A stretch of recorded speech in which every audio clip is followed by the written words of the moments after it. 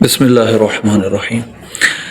یہ درس قرآن کی ویڈیو ہے اور آیت نمبر سورہ بقرہ کی 23 ہے، جس سے آج ہمارا درس شروع ہوگا۔ پہلے ہم تلاوت سنتے ہیں۔ اعوذ باللہ من الشیطان الرجیم، بسم اللہ الرحمن الرحیم۔ وَإِن كُنتُمْ فِي رَيْبٍ مِّمَّا نَزَّلْنَا عَلَىٰ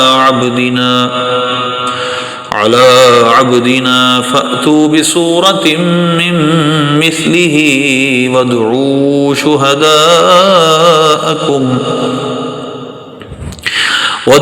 شُهَدَاءَكُم مِّن دُونِ اللَّهِ إِن كُنتُمْ صَادِقِينَ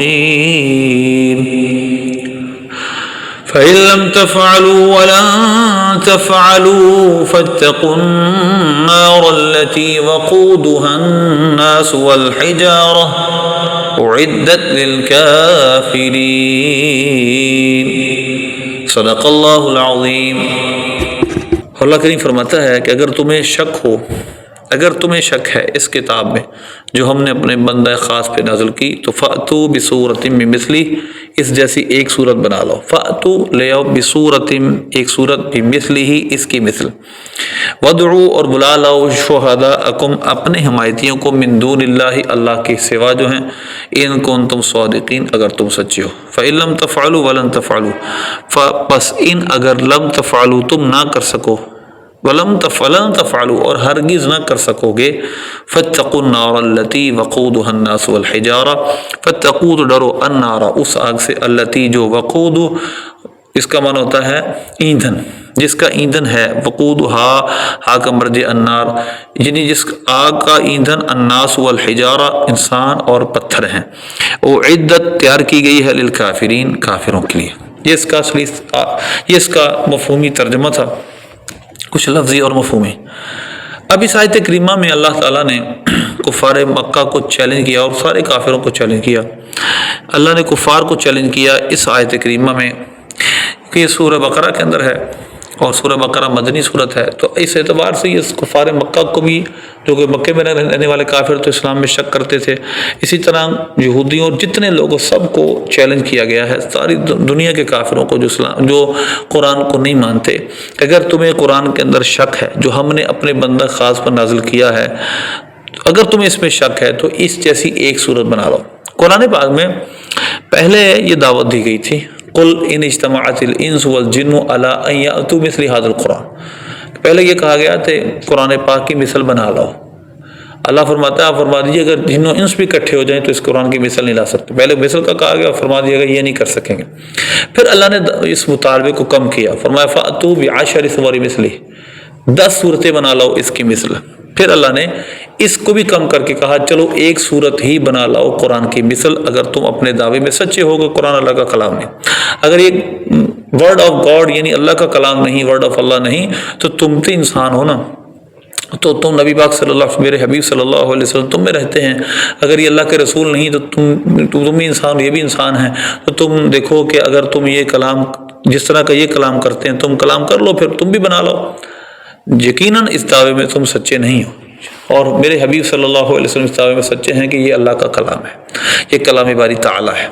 تو لہذا اگر یہ نہ کر سکیں اور نہیں کر سکیں گے تو اب اگرچہ تمام حمایتی اپنے بلا لیں، دنیا جہاں کے سارے لوگ اکٹھے کر لیں، ساری ٹیکنالوجی آج بھی اکٹھی کر لیں، قرآن کی مثل نہیں بنا سکیں۔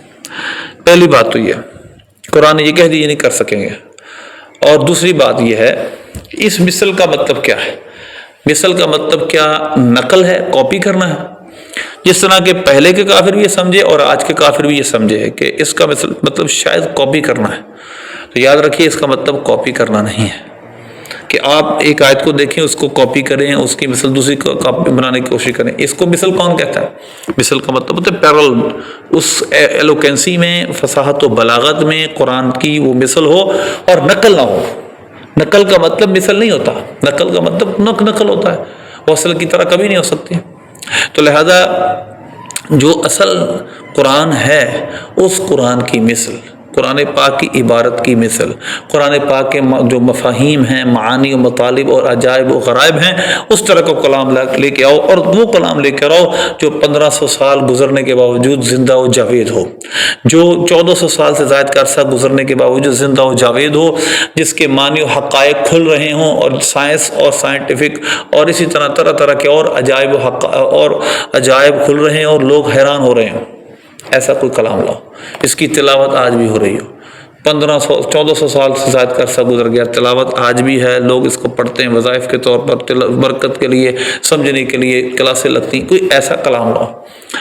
تو لہذا ایک بات سمجھیے کہ اگر کوئی شخص ایک عمارت بنائے اور دوسرا اس کی نقل اتارے تو کوئی بھی اس کو اس کی مثل نہیں کہتا، نقل کہتا ہے۔ تو اب سمجھیے مثل کیا ہوتی ہے۔ ایک کوئی شخص ایک عمارت بنائے اور دوسرا شخص اپنے دماغ سے ایک اور عمارت کا نقشہ بنا کر عمارت بنائے، اب دونوں کا کمپیریزن کیا جائے کہ کون آیا برابر ہیں یا کوئی عمارت اس سے آگے ہے، دونوں کی عمارت میں آگے کون سی عمارت ہے، یہ دونوں برابر ہے۔ اور اگر دوسرا پہلے کی نقل مار لے تو کوئی اس کو مثل نہیں کہتا، یہ کہتا فلاں نے فلاں کی نقل اتاری ہے، نقل بنائی ہے۔ تو لہذا قرآن پاک کا مثل کا مطلب نقل نہیں ہے، بلکہ اس جیسا پیرلل کوئی ایسا کلام بنا کے لاؤ کہ جو انسان بنائے اور اس قرآن پاک کی مثل ہو، قرآن پاک کی طرح معجز کلام ہو، ایسا کلام بناؤ۔ یقیناً کوئی نہیں بنا سکتا، نہ بنا سکا، نہ بنا سکے گا۔ آج بھی بہت سارے لوگ ملحد و اعتراض کرتے ہیں فلاں نے بنایا، وہ بھئی ریزمبلنگ ہے، وہ ریزمبلنگ نہیں ہے، وہ کاپی ہے، وہ اس کی مثل نہیں، اس کی جیسا نہیں ہے، بلکہ وہ صرف اس کی کاپی ہے، اور انہوں نے قرآن کے الفاظ کی نقل اتارنے کی کوشش کی ہے، جو کہ ممکن نقل کرنا، یعنی کہ القاریۃ ما القاریۃ الفیل ما الفیل، یہ نقل ہے، یہ قرآن پاک کی کوئی مثل کلام نہیں۔ معاذ اللہ، کلام کا مثل میں نے آپ کو عرض کر دیا، دو شاعروں کا مقابلہ ہوتا ہے تو اگر پہلا شاعر دوسرا شاعر پہلے شاعر کی نقل ہی اتار دے، اس کے ردیف و قافیہ چوری کر کے اپنا اس کا ردیف قافیہ چوری کر کے کلام کر لے، تو کوئی بھی اس کو مقابلے کے لیے پہلے شاعر کی طرح نہیں مانتا، اور سب اس کو ہارا ہوا مانتے ہیں۔ اور مقابلہ کیا ہوتا ہے؟ جب دو شعراء کلام کرتے ہیں تو اپنی ردیف، اپنی قافیہ، اپنے مفاہیم، اپنے معانی کو لے کر آئیں اور پھر مقابلہ کریں، یہ ہوتا ہے مقابلہ۔ تو قرآن کا مقابلہ لے کے آنا ہے تو ایک کتاب لے کر آؤ جو الگ کتاب ہو، قرآن کی نقل نہ ہو۔ لہذا یہ مثل کا مطلب ہے۔ اللہ ہم سب کو اس قرآن کے عجائب و غرائب کو سمجھنے اور اس پر عمل کرنے کی توفیق عطا فرمائے، آمین بجاہ۔